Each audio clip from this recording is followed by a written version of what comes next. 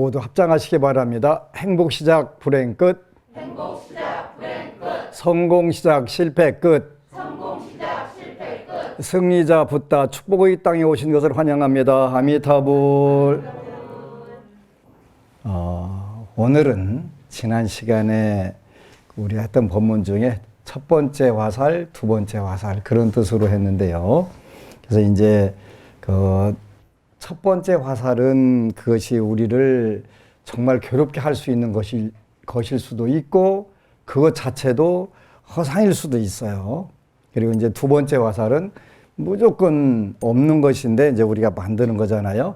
그래서 참 재미있는 그러한 비유인데 여러분들하고 이번 같이 공부하는 법안 스님의 기도라고 하는 그 강의는 붓다브레인이라고 하는 번역되어 있고 그 영문은 붓다스브레인이라고 되어 있어요. 그래서 그 내용은 계정의 삼학, 계율과 우리가 삼매 그리고 지혜를 어떻게 그 뇌과학, 신경과학 측면에서 그 세계적인 천재가 쓴 책인데 너무너무 좋은 책이에요. 최근 들어서 많은 불자들이 각 도량으로 이번 교재가 뭐냐라고 해가지고 그 묻는 전화들이 많이 오더라고요. 그래서 붓다스브레인 번역된 책은 붓다브레인인데 책이 너무 좋은 책인데 대한민국 불자들은 워낙 공부를 안 하고 책을 안 읽어서 불교 책만 찍었다면 그지 되는 거예요.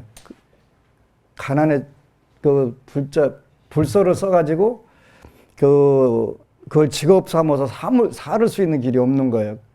이 세상에 그 지성을 최고 중요하게 하는 불교가 한국에 와서는 완전히 그렇게 바뀌었어요. 그래서 붓다브레인이라는 책도 나온 지가 몇 년 됐어요. 오래됐는데 뭐 그런 책이 있는지도 모르고 너무 좋은 책들이 사장이 돼서 나중에 교재를 쓰려고 보면 그 책이 다 절판돼서 없는 거예요. 그런 책들 중에 달라이라마의 삶의 4가지 진리도 또 대만 불광사의 성운대사의 보통중생 보통부처도 이런 책들이 너무 아까워요. 그래서 불자들이 제발 우리 BTN 텔레비전 방송 시청자들은 책 좀 사서 읽으세요. 정말 무식해가지고 상대방이 질문하는 것도 모르고 무식하면 다인 줄 알고 아무데나 대들고 박박 대들고 그러는데 이게 진짜 답답한 문제들이에요. 그래서 그 계정의 사막을 붓다의 브레인 요게 이제 우리가 요 책을 읽는다고 그래서 의학적 지식이라든가 이게 금방 생긴다는 뜻은 아니고 왜 불교에서 아비달마 구사론이라는 것을 공부하냐 그랬더니 물리학 세계가 꼭 필요한 거예요. 우리가 이해하는데요. 근데 이런 게 있다는 건 알아야 돼. 적어도 부처님께서 이렇게 말씀하셨는데 이런 게 있구나. 그건 알아야지. 무조건 부처님 불교법은 오직 유심법 아니에요? 그런데 유심법 맞아요. 여기도 붓다브레인에도 유심법이 맞다고 써 있어요. 근데 유심법이 물질은 유심법에 들어가냐 안 들어가냐 이렇게 물으면 여러분들이 이 방문연도 잘 대답을 해줘야 돼요. 그래서 부처님 법에는 4가지 불가사의가 있는데 부처님 말씀 참 진짜 말씀은 짜서 진언이라고 이렇게 표현하는 거예요. 그래서 무식한 도깨비 진언도 모른다라고 하는 속담이 있는데 워낙 무식하면 그 도깨비가 부처님 말씀을 전혀 모르고 진언을 모르는 거예요. 그러지? 그렇게 대들다가 사라지는 거지. 진언 불가사의. 그 다음에 부처님 공덕이 불가사의한 거예요. 부처님 공덕이. 부처님 공덕만 불가사의한 줄 알았더니 중생의 업도 불가사의해. 그래서 부처님 법이 아무리 공덕이 불가사의해도 지가 눈 꽉 감고서 어둡다고 팔딱팔딱 뛰는 데는 방법이 없잖아요. 중생의 까르마가 불가사의하단 말이에요. 그 다음에 우리 세상이 요 물질로 구성되어 있는 이 세계도 불가사의하단 말이에요. 그죠? 불가사의한 거예요. 그래서 4대 불가사의 속에서 지장경에 보면은 지장보살 한번 예배 찬탄 공양 뭐만 해도 전부 다 해탈받는다고 그랬는데 안 되는 거예요. 부처님의 공덕이나 지장보살님의 공덕으로 보면 틀림없이 되고 나무해야 되는데 안 된단 말이에요. 안 된다고 못 살겠다 꾀꼬리 해가면서 완전히 하는 거는 그 중생의 업이 또한 불가 사이에서 요거 커버가 안 되는 거예요. 지가 눈 굳게 감고서 해 안 떴다고 그냥 오늘 왜 이렇게 깜깜하냐고. 제가 가끔 가다가 이제 지금은 뭐 별로 그렇게 눈이 안 좋아서 쓰지를 않는데 선글라스를 한번 쓰고 가는데 이제 옆에 운전한 야, 불 좀 켜. 왜 이렇게 깜깜하게 가? 내 눈에 선글라스 낀 건 생각을 안 한 거예요. 낮인데 깜깜하니까 불 켜 그러는 거지. 헤드라이트 키라고. 우리가 그만큼 어둡고 답답한데, 그래서 이제 붓다브레인에 보면은 이제 첫 번째 화살, 두 번째 화살, 그 다음에가 이제 행복이라는 건데, 이제 다음 장부터는 이제 행복이 뭔지, 여러분들이 어떻게 행복한 길로 가는지 현재까지 강의한 것은 두 가지를 한 거예요. 괴롭다. 그럼 왜 괴롭냐? 요까지 이제 공부를 하는 거예요. 그래서 얼마 전에 보니까 세상에 행복이 뭐다라고 정의한 사람이 없대요. 행복이. 그러니까 우리가 행복을 느끼는 것은 재물, 이성, 명예, 먹는 거, 자는 거, 요걸 우리가 부처님이 오욕락이라고 그랬으니까 거기서 행복을 느껴요, 중생은. 그런데 얼마 모으면 행복할까? 어떤 배우자를 만나고 이렇게 하면 행복할까? 근데 그 척도가 없는, 계량화가 되지 않는 거예요. 근데 한때는 25평, 7평짜리 아파트 샀는데 한 달 정도 잠이 안 왔는데 그다음부터 옆집 보니까 옆집은 56평으로 갔네. 그다음부터 이제 불만이 생겨가지고 싫은 거예요. 그지? 그 집이 이제 징그럽게 싫은 거예요. 얼마나, 이게 행복의 척도가 어디까지가 계량화가 되지 않는다는 거예요. 그래서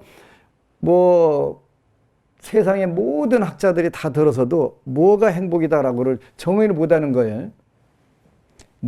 옛날에 대중가요에 당신 없는 행복은 있을 수 없잖아 했는데, 당신 있어서 불행하다고 하는 사람들도 너무 많으니까 그것도 필요 없는 거고. 그런데 다행히 부처님 법에만 행복이 뭐다라고 하는 게 정의를 정확하게 내리셨어요. 행복이 뭐냐 그랬더니 불행 안 한 거. 그거 쉬운 것 같은데 아니, 굉장히 어려운 거예요. 그죠? 많은 사람들이 달걀 세우라고 그러니까 못 세웠잖아요. 그러니까 갖다 팍 놓고 하니까 세워지잖아요. 그죠? 근데 불행 안 한 것이 행복이란 말이에요. 그럼 불행한 건 뭐냐? 행복은 정의가 안 되는데 불행은 정의가 되는 거예요. 그러니까 부처님께서 일체 지작해서 불행은 이런 거야 라고서 불행을 설명하니까 행복이 쫙 나오네. 그 불행이 안 하면 행복하겠다? 이렇게 나온 거잖아요. 금방 이야기한 재물이 없으면 불행한 거예요. 그렇게 불행 안 하려면 적절한 본인이 컨트롤 할 수 있는 재물이 있으면 행복해지겠지. 또 이성 간에 부부 간에도 거기에 어떤 부분에서는 불행한 거다. 그럼 행복하려면 서로 우바세계경에 나오는 5가지 의무를 서로 하고 이렇게 하면 된다. 그 다음에 명예라고 하는 것은 어떤 거다. 이렇게 쭉 정의를 정확하게 내주시고서 여기 불행하지 않은 거야. 이게 행복한 거야. 이렇게 다 해주셨단 말이에요. 그래서 우리가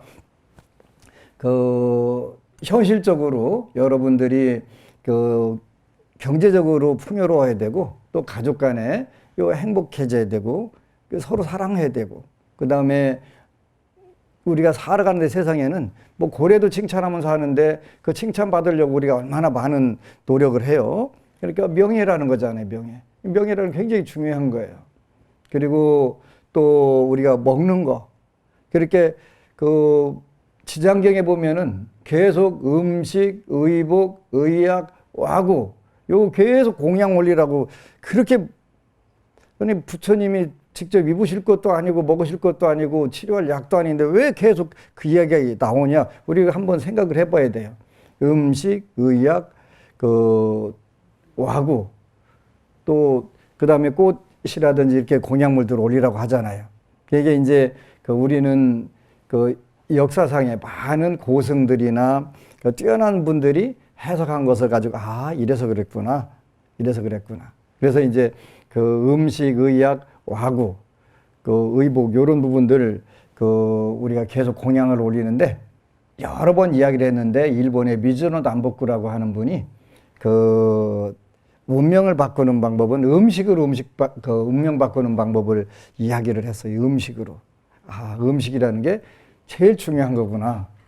그리고 우리 소설에 심청전이라고 하는 그 소설이 있었는데요.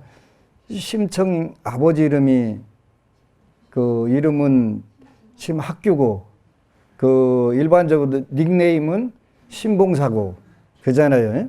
그런데 그 왜 많은 것 중에서 공양미 300석을 올리라고 했냐? 그 부처님 드실 것도 아닌데, 그죠? 그 음식이라고 하는 게 생명을 상징하는 거니까 생명을 유지하기 위해서 가장 공기 빼놓고는 중요한 거잖아요. 그렇게 음식에 여기 물도 들어가는 거예요. 그래서 이렇게 하는데 그만큼 우리가 그 남들을 먹여 살리고 음식을 나눈다는 것은 너무너무 큰 공덕이 되기 때문에 모든 공양에서 첫 번째 음식물이 들어가는 거예요. 부처님께 공양 올린다고 해서 부처님이 다 드시는 거 여러분들 본 사실 없잖아요. 그런데 그 음식을 통해 가지고 생명의 소중함을 우리가 깨닫고 또 그 방면을 늘 생각하게 되기 때문에 그래 중요하다라고 이렇게 이야기를 해요. 그래서 잘 생각해 보면 음식은 내 생명을 지키는 근본이다. 본인의 생명을 지키는 근본이다. 내가 먹어야 하는 음식을 절제하여 신에게 정성껏 공양물로 바치는 것은 지혜가 확장되어 사려 깊은 사람이 보기에는 자신의 목숨을 바치는 것과 같은 아주 뜻깊은 의미가 있다. 내가 평소 식사를 할 때 밥을 한 공기 먹었다면 절반으로 줄여 먹고 그것을 신에게 바치는 것이다. 실제로 식사를 바칠 필요는 없겠지만 밥상을 대할 때마다 신께 마음속으로 아주 간절하게 기도하면 되는 것이다.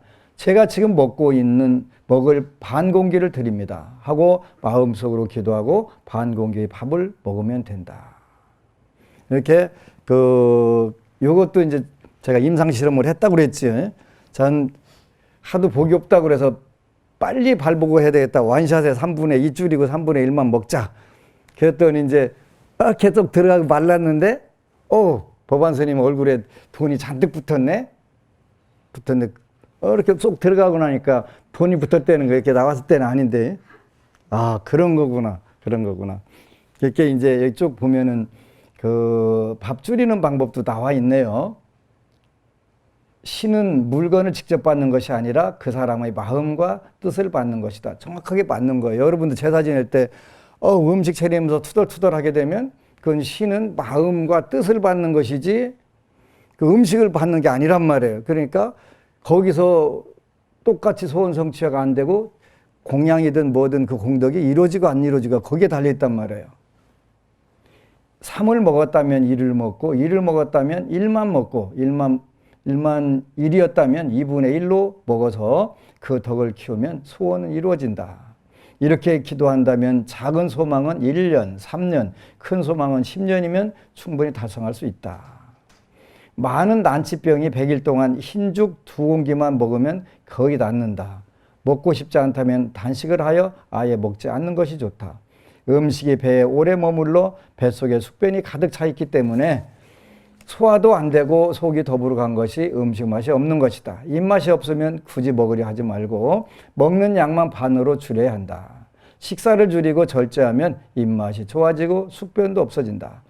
치유를 위하여 기도를 하려면 식사 습관부터 고치고 시작해야 한다. 세 끼 식사를 모두 죽으로 바꾸고 100일 동안 기도하면 효과는 백발백중일 것이다. 그래서 다음에 100일 기도는 신죽 100일 기도를 한번 시키려고 여러분들. 왜 그러냐면 요즘에 안심정사를 찾아오는 분들 그리고 기도를 열심히 잘하시는 분들이 자꾸 몸이 아프다고 하는 거예요. 근데 몸이 아프다고 하는데 왜 아플까라고 보면 음식에서 나오는 거예요. 그러니까 얼마 전에 동해법원은 한쪽이 다 아파요 그래갖고 음식 그랬더니 달걀 2개씩 먹었더니 몸이 많이 아프다고.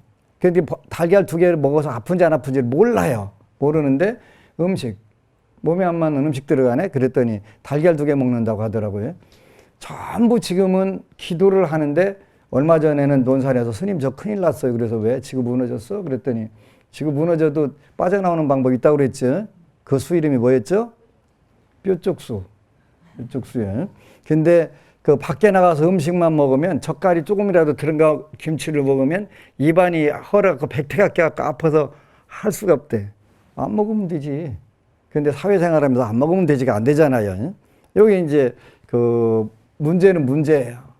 그러니까 이제 그 자꾸 우리가 근본적으로 가장 행복해지는 방법, 그리고 어느 정도 행복해지는 방법을 불교에서 찾냐면 궁극적으로 최고로 행복해지는 방법을 그 우리가 가지려면 많은 부분에서 그 절제를 해야 되는데, 이게 지금 한국 사회에서 그 채식한다는 게 가장 지구상에서 어렵대요. 우리나라가 공식 기관에서 조사한 결과 채식하기가 제일 어려운 나라 1등 코리아.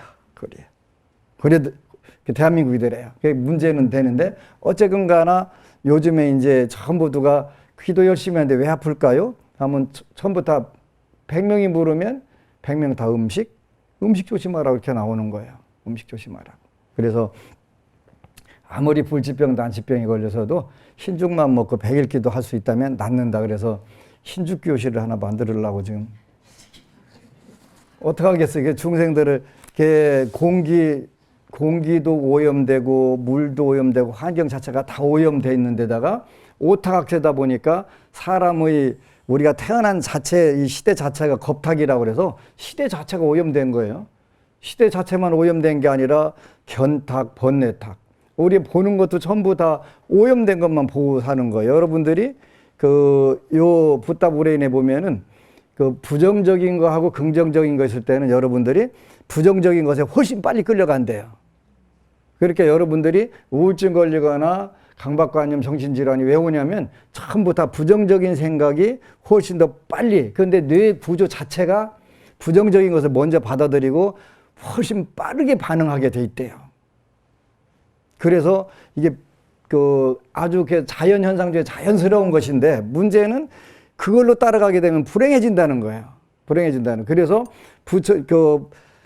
오늘날 성공하기라고 하는 거, 또 자기 개발이라고 하는 것 자체가 전부 뭐냐면 긍정이라고 하는 그 단어로 전부 다 모여진단 말이에요.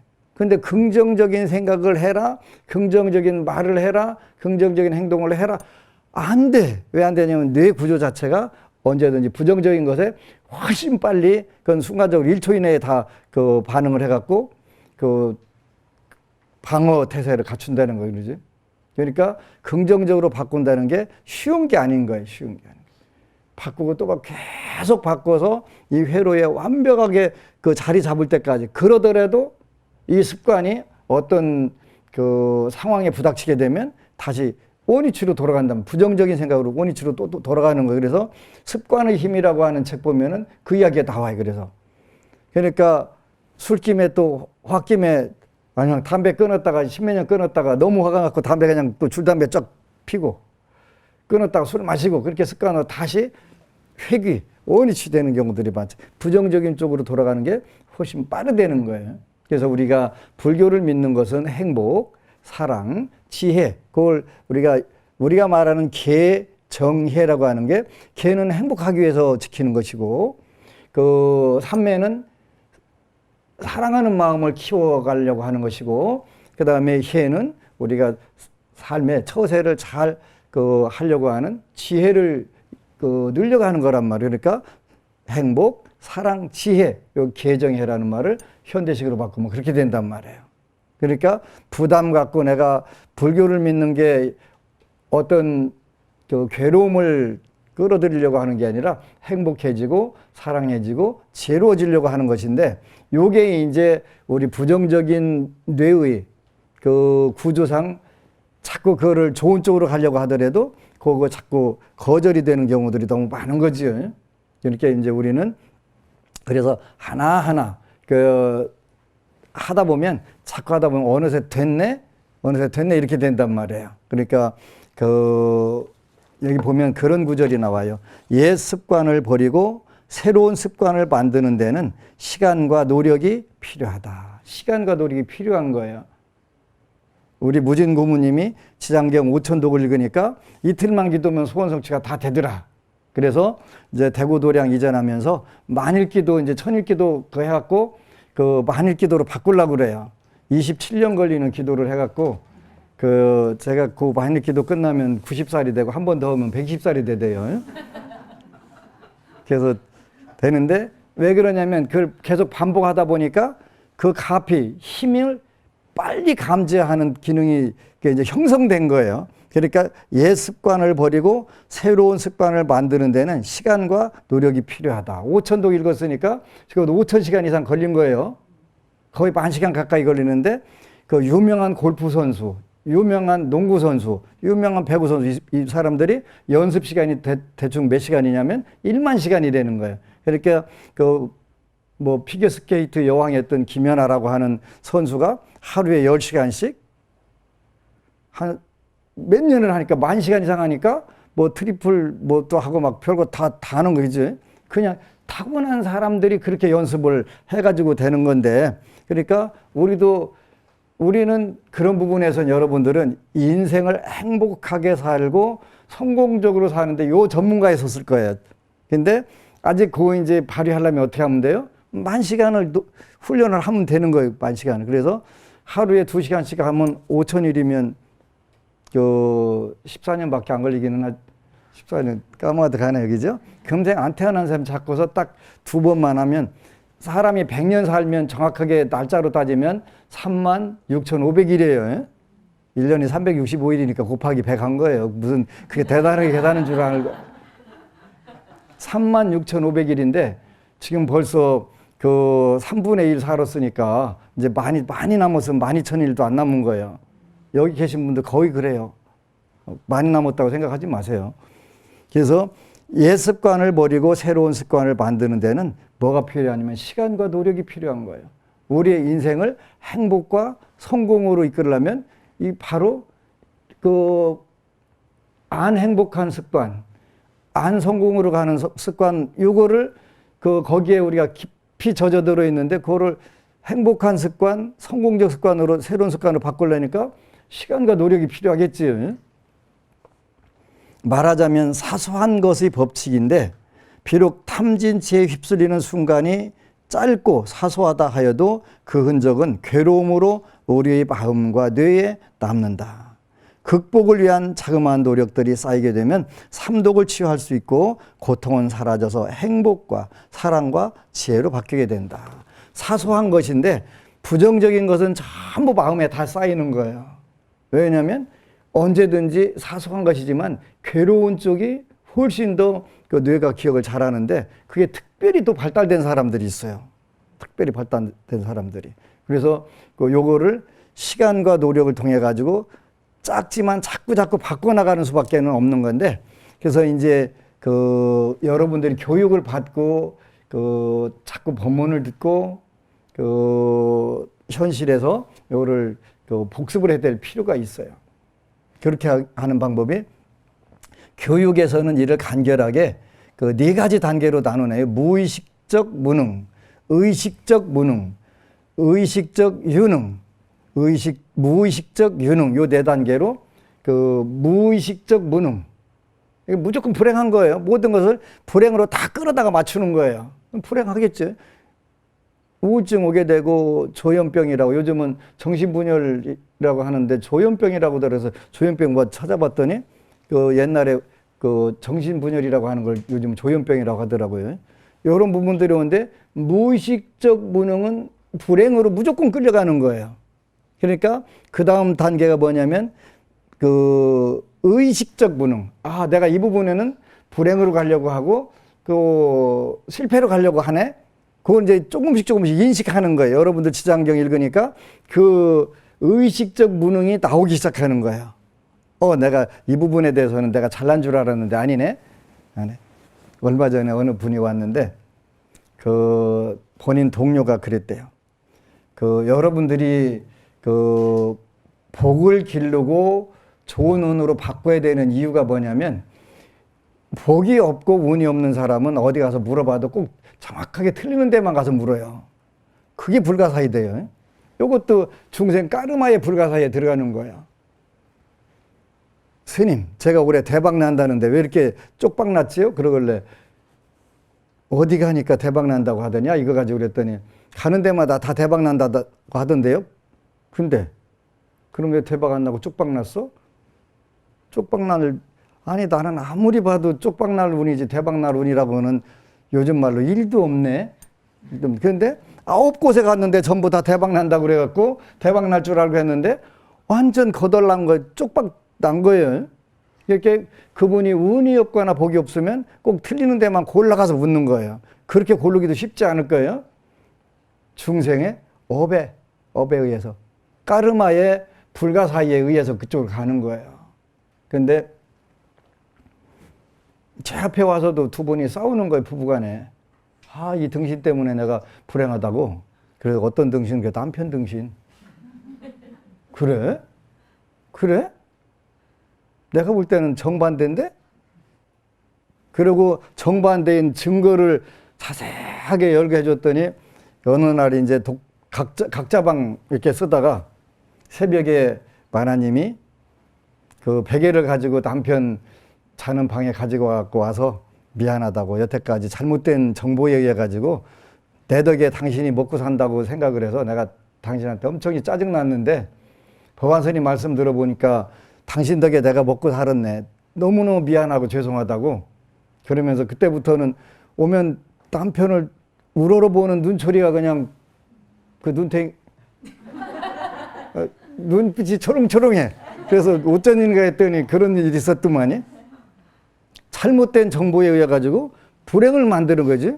무의식적 무능 이걸에 의해 가지고. 그래서 이제 그 의식적 무능으로 돌아가면서 이제 그 다음 단계가 의식적 유능. 이제 여러분들의 행복과 아니야, 그게 잘못된 정보를 내가 입수했으니까 지금부터는 내가 의식적으로 유능으로 행복으로 성취로 돌릴 거야 하다 보니까 둘이 음식을 만드는데 아침마다 일단 한 번씩 싸우는 거예요. 오늘 음식 메뉴를 뭐 하자. 일단 싹 잘 싸우고 서로 시부시부 해가면서 음식을 만드니까 그 음식이 맛있겠어요. 먹으러 온 사람 병나지 채야지. 근데 가끔 가다가 그렇게 했대. 갑자기 음식 먹다 쓰러져갖고 119대로 실려가고. 즐거운 마음으로 행복한 마음으로 만들어야 거기에 엔돌핀이든 뭐든 들어가가지고 그 음식 먹고서 신나가지고 또 먹으러 오는데 거기에다 도끼를 팍팍 품어가면서 먹고 뒤지거나 빨거나 막 해라면 그거 먹고 쓰러져갖고 그냥 119대 실려가고 하는 거야. 근데 어느 날부터 갑자기 음식이 왜 이렇게 맛있어졌냐고 오겠지. 근데 이제 그 단계 가면 이제 더 가게 되면 그 의식적 그 유능이라고 무의식적 유능. 그러니까 그건 내가 행복해져야 되겠다, 안 해야 되겠다 이런 생각 안 해도 저절로 되는 거 저절로. 너무너무 고마운 거예요. 고마운 거예요. 그래서 우리가 부처님, 미륵 부처님이 오셔도 너네 한꺼번에 다 행복해라, 성공해라 한다고 되질 않아요. 어차피 한 사람 한 사람이 행복해지고 한 사람 한 사람이 성공적으로 살 수 있도록 안내해 주는 거예요. 그런 의미에서 우리는 너무 행복한 거예요.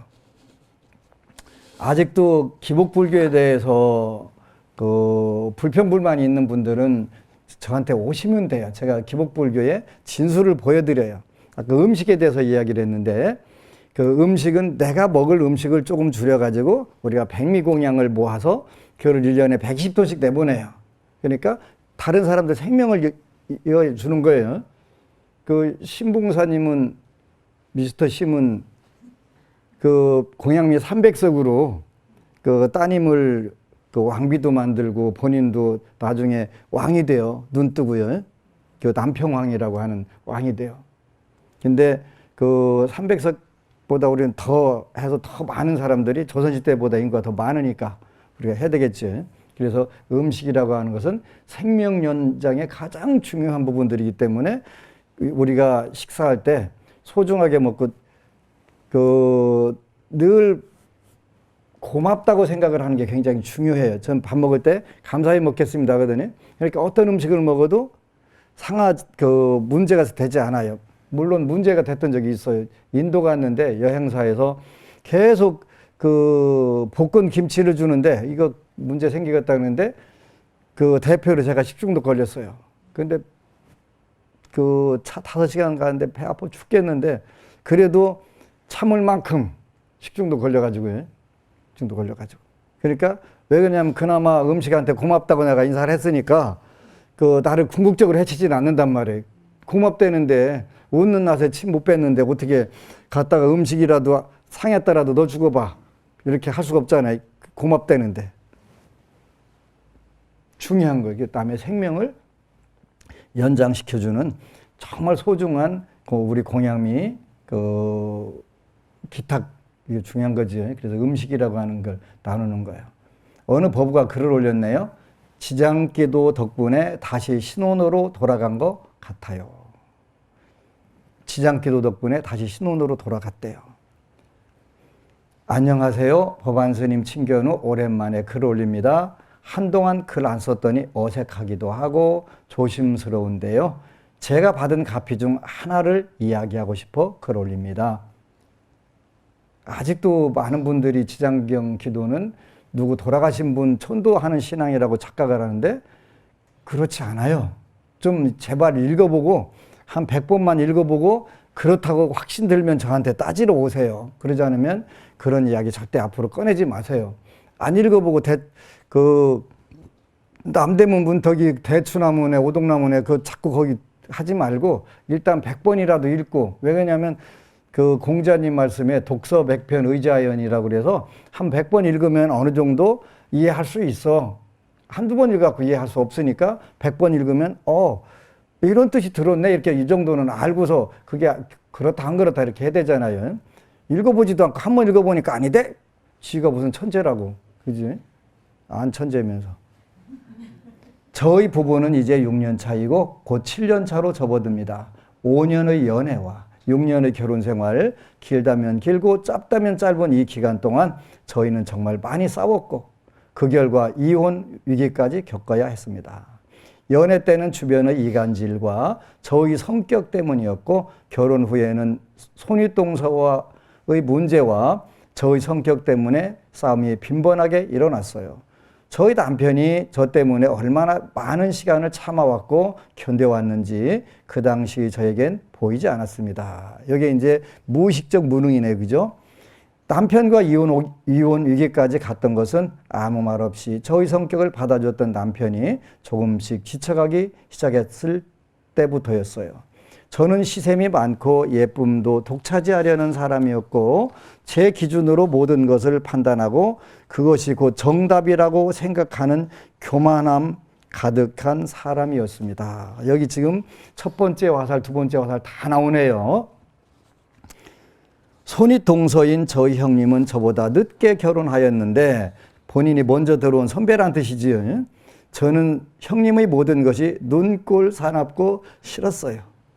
시부모님의 차별 아닌 차별과 시숙의 행동을 전부 염장 지르는 걸로 봤던 저였기에 형님이 좋게 보일 수 없었고 모든 화를 남편에게 쏟아 부었습니다. 주된 싸움의 주제는 저의 불만과 응석, 시숙 부부에 관한 것들이었어요. 덤으로 시숙 부부와 저희 부부 사이에 계셨던 시부모님에 대한 불만까지 제가 받은 상처만 생각했기 때문에 그 당시에 저는 남편에게 다 쏟아 부었습니다. 첫 번째 화살, 두 번째 화살, 세 번째 화살까지. 그 다음에 N차 화살이네, 그죠?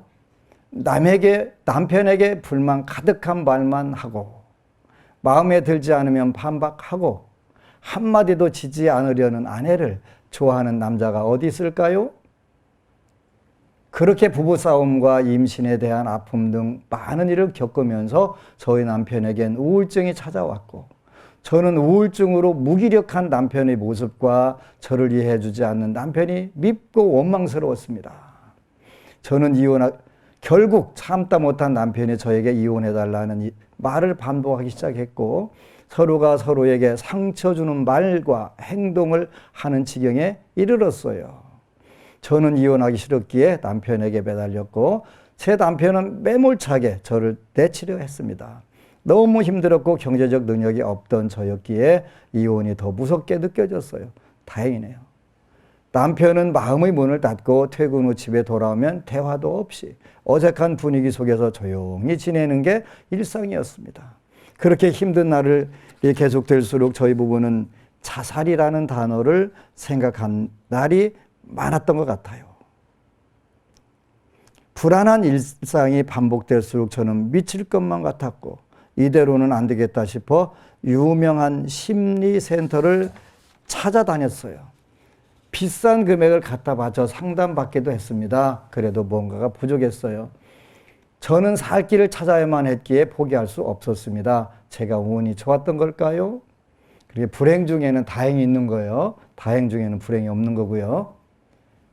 신혼 초에 유산된 아기를 천도해주는 방법을 찾던 중에 알게 됐던 치장보살님을 어느 날 문득 다시 한번 떠올리게 되었어요. 그 시기에 저희 친할머니께서 돌아가셔서 더 열심히 찾았던 것 같아요. 홀린 듯 인터넷을 검색해 봤습니다. 이번에는 자세하게 치장보살님이 어떤 분인지 알기 위해 검색했고 저에게 살 길을 열어주셨는지 법안 스님과 안심정사로 이끌어 주셨어요. 처음에는 속는 셈 치고 해보자는 생각이었어요. 제가 전생에 많이 속였나 봐요. 그래서 처음 오는 분들은 거의 이 생각을 너무 많이 하는 거예요. 엊그제 내가 쇼크 받았어요. 텔레비에서 나온 모습 중에서 제가 제일 희줄그레해서 제 걸 안 봤대요. 그분은 안목이 좀 떨어지는 것 같기는 한데 그러다가 하도 나와서 귀찮아서 한번 봤다가 홀랑 반해갖고 왔다네. 처음에는 속는 셈 치고 해보자는 생각이었어요. 지금이라도 마음이 편안해지고 싶었으니까요. 법안 스님께서 알려주신 방법대로 기도했습니다. 스님 법문이 저에게 큰 공부가 되었고 안심정사 카페의 수많은 글들을 보며 제가 알지 못했던 부분을 메꿔 가기 시작했어요. 그때부터 저에게 기적이 일어났습니다. 항상 저를 기준으로 생각했던 제가 상대방 기준으로 생각하게 되었고 모든 문제의 원인은 저에게 있었다는 생각이 들었습니다. 정말 신통방통한 거예요. 그죠? 남편에게 왜 제 마음을 알아주지 않냐며 악을 썼던 저였습니다. 왜 말귀를 못 알아듣냐며 악을 썼던 저였습니다. 남편에게 따뜻한 말 한마디보다 잔소리를 많이 하는 아내. 모든 스트레스와 불만을 쏟아붓는 아내였어요. 시댁에 대한 일, 임신, 저희 고민만 알아달라고 징징대는 아내를 보며 지쳐갔던 남편의 입장이 이해가 됐고 그런 일상이 계속될수록 어떤 결과를 초래하는지도 알게 되었습니다. 저희 업으로 인해 일어난 것들 그리고 모든 문제는 일방적으로 일어나는 게 아니라는 것을 깨닫게 된 후부터 저는 변하기 시작했습니다. 연기법도 드디어 이해를 한 거예요. 그치? 대단한 거예요. 복이 진짜 많은 거예요. 불행 속에서 다행으로 정말 치장경을 읽기 시작하면서부터 남편이 이혼해달라고 하면 어쩌지? 라고 생각했던 제가 이혼하는 건 나중 문제고 일단 이 사람을 원 없이 사랑하자.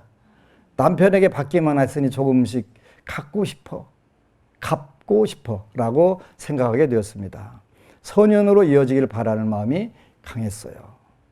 치장경을 독경하는 날이 계속될수록 저와 제 남편은 서로의 마음과 입장을 알게 되는 기회가 많아졌습니다. 부부싸움 할 때마다 상황이 걷잡을 수 없이 커지는 이유도 깨달았어요. 모든 문제는 남편에게 있다고 생각했고 남편의 약점만 찾으려고 발악하던 제 자신을 보게 되었습니다. 조금씩 새로운 것들을 깨닫고 느끼다 보니 자연스럽게 남편의 문제점보다 저의 문제점을 생각하게 되었고 저의 잘못을 먼저 생각하게 되었습니다. 그리고 저희 부부가 한결같이 사랑하고 서로 아껴줄 수 있는 부부 될 수 있기를 바라냈어요. 스님 친견했던 날 운명의 무서움과 신비함을 알게 되었습니다. 스님 말씀을 들을 때마다 저도 모르게 운명대로 살아가고 있었다는 생각이 들어 소름이 돋았습니다. 제가 스님께 저희 부부가 조심해야 할 게 있을까요? 라고 여쭤봤을 때 스님 부부 사이에 대화는 하느냐고. 예전에 저 같으면 스님 질문에 아주 단순하게 생각하고 그러며 엄청 대화 많이 해요 라고 철없이 대답을 했을 거예요. 과거의 남편과 데이트를 하면 제잘제잘 말이 많았던 것은 저였을 뿐 그것이 진정한 대화는 아니었다는 것을 깨달았기에 이번에는 다른 의미로 네라고 대답했습니다.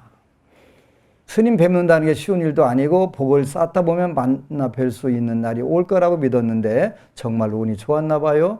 가장 큰 변화를 가지고 스님을 뵐 수 있어 정말로 기뻤습니다. 스님 질문에 깊이 파고들지 않았습니다. 과거에 저라면 왜 그런 질문을 하시는지 궁금하기도 하고 걱정되어 궁합이 안 좋으냐 계속 질문 드리는 시대를 보냈을 거예요. 하지만 스님 질문에 저는 그 말씀은 과거의 저의 부부였고 미래의 저의 부부였을지도 모른다고 이해했어요. 제가 잘못 이해한 걸지도 모르지만 그때의 저는 그렇게 이해했습니다. 부끄럽지만 대화뿐만 아니라 모든 일이 과정과 결과, 행동이 일방적으로 제 위주로 돌아가는 부부였기 때문에 스님 질문은 참으로 참 많은 의미로 들렸어요. 스님 뵙고 긍정적으로 네 라고 대답하고 감사하다는 말씀을 전해드릴 수 있어서 그저 행복했습니다. 시장기도 덕분에 조금씩 좋은 방향으로 변하고 있다는 생각이 드니 든든했습니다. 꾸준히 기도 정진해야 되는 이유도 알게 되었어요. 저희 부부는 6년이 된 지금 진정한 대화를 하고 서로를 이해하기 시작한 것 같아요. 저는 최근 들어 다시 신혼부부로 돌아간 것 같습니다. 살짝 과하게 말한다면 오히려 신혼 때보다 더 행복한 신혼부부로 돌아갔다는 생각이 들어요. 남편에게 고맙습니다. 사랑합니다. 수고 많으셨어요. 우리 함께 힘내요. 당신 혼자 모든 짐을 떠맡으려고 하지 말고 저에게 나눠주세요. 라는 말을 하게 된 제 자신의 변화가 얼마나 큰 가피인지 다시 한번 느끼게 되었습니다. 저에게 거리감을 느끼던 제 남편이 지금은 조금씩 저를 편하게 생각하게 되었어요. 애정 표현도 잘하고 긍정적인 대화와 장난기 많은 부부로 변하고 있습니다. 2018년도까지 몇 번의 초기유산으로 삐걱대던 저희 부부가 지금은 진심으로 건강하고 예쁜 아기를 잉태하기를 바라면서 노력하게 되었습니다. 제가 했던 것은 지장기도와 법안스님 법문 듣기 그리고 일상생활 속에서 실천, 긍정적인 생각과 노력뿐이었는데 이렇게 변화된 것에 놀라울 따름입니다. 스님께서 알려주신 기도 방법대로만 했을 뿐인데 이렇게 큰 선물을 받았다는 것이 정말 신기해요. 여기서 만족하고 멈추는 일 없이 꾸준히 노력하겠습니다. 운명을 조금이라도 더 좋은 방향으로 변화시키기 위해서 계속 노력하겠습니다. 그러니까 이게 바로 기적 중에서 가장 큰 기적이잖아요. 자기 자신을 변화시켜서 행복과 사랑과 지혜로 바꿔간 이 법문의 모습들이 앞으로도 더 크게 이루어지고 종자불자가 돼서 민들레꽃이처럼 전 세계에 퍼지기를 축원합니다. 아미타불. 그리고 여러분 사랑합니다. 그리고 법안스님 후원 동참자 명단 축원해드리겠습니다. 곽윤도 법우님, 이은하 법우님, 정선우 법우님, 진효연 법우님, 김경부 가족 법우님, 이동화 가족 법우님, 이 공덕으로 대박 나시고 만사 형통하시기를 축원합니다. 아미타불.